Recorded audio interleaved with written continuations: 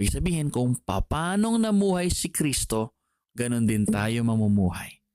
Kasi yung way of life ng Panginoong Jesus, doon natin makikita yung karakter ng Diyos. So kung ginagaya natin ang Panginoong Jesus sa pamamagitan ng trabaho ng banal na Espiritu, ay tayo ay namumuhay doon sa paraang nais ng Diyos para sa atin. We become partakers. We become partners in the divine nature.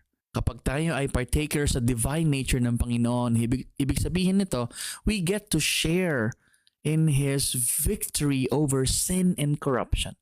Ibig sabihin, hindi tayo maaapektuhan ng mga temptasyon ng mundo, yung mga panlilinlang ng mga false teachers, and as a result, hindi makokorrupt yung mga isip natin, yung mga puso natin, habang hinihintay natin ang muling pagbabalik ng Panginoong Jesus.